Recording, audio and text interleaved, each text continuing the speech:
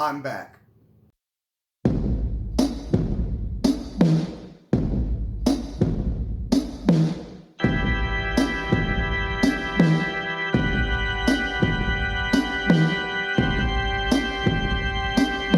What is going on, and welcome back to the Blake Bill and Mask channel. And today we have a very special Art the Clown mask review. Before we get into this review, I just want to apologize that it's taken me so long to upload another video for you guys. Things have been definitely very slow at work with the whole microchip shortage, and I think anybody that watches the news knows how that's been affecting just about every aspect of life. And not to mention, it's really hard to buy masks when this has really caused us to only be working like 3.5 to 4 days a lot of the weeks over the past couple of months or so. But as you can tell by the title and the thumbnail of this video, we are going to be reviewing an Art the Clown mask. And this mask was made by Nightmare FX, and unfortunately, he is no longer making these. I believe Trick or Treat Studios sent him a cease and desist letter, which I think really sucks because, in my opinion, these are the most accurate art replicas out there.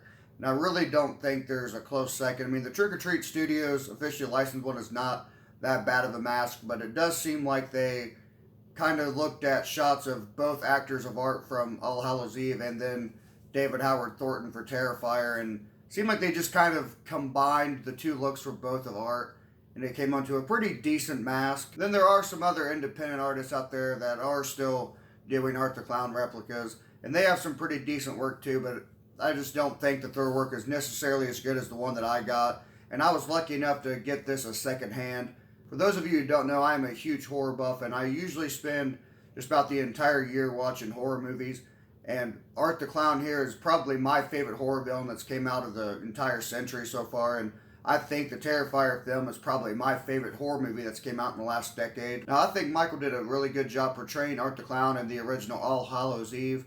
But once they ended up going to Terrifier and they ended up casting David Howard Thornton to play Art, David just took the character to a whole nother level, and he gave it another level of creepiness, especially with that smile that David is able to produce. But with that being said, I am incredibly stoked for Terrifier 2, and I definitely think it was a shame because the pandemic hit and we have to wait even longer to get this, but I think it's definitely going to be worth it.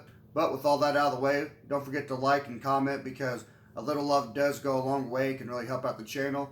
Let's go ahead and check out this art mask. So I already got them sitting right here for you guys, and definitely think that this mask is just really, really awesome. And Nightmare FX, I think, did an amazing job in this piece, especially everything from the paint job on it, getting the teeth looking just right, this nice bloody teeth here. My problem with a lot of art replicas is that it seems like they take art and they exaggerate them a little bit, whereas Nightmare here, he really took and condensed the mask down. And I think it does a really good job of actually portraying David Howard Thornton, who plays Art in Terrifier. A few months back in July, I actually got to meet David Howard Thornton at a convention in Indianapolis called Days of the Dead. And honestly, the guy is a very nice guy. And I also got to meet Damien Leone, who is the creator of Art the Clown and Terrifier. And it was really cool getting to meet both of them guys. And Damien actually liked this mask so much that he actually asked to take a picture with me, in which he ended up sending me that photo, which I thought it was really, really awesome of him. And David actually ends up signing this mask. I have it signed on the inside for display purposes. And actually, afterwards, I kind of regret that. I kind of wish I'd had him sign it like on the forehead or something in red. Kind of simulate like some blood on Art's face, which I think would have been really cool looking back on it now, but hindsight is always 20/20. Art the Clown may be the most sadistic slasher we've ever had.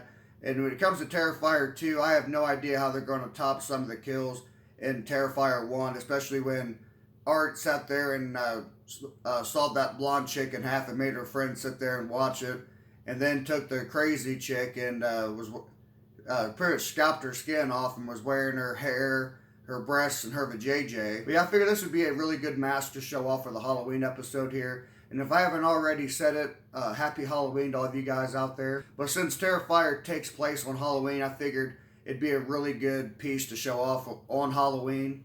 But if you like what you see here, don't forget to subscribe because I will be coming back with pretty consistent content. I got a lot of things I got planned out that I really want to do. And this has been Blake Billman here at the Blake Billman Mask channel, reminding you to strive to be Mask Elite.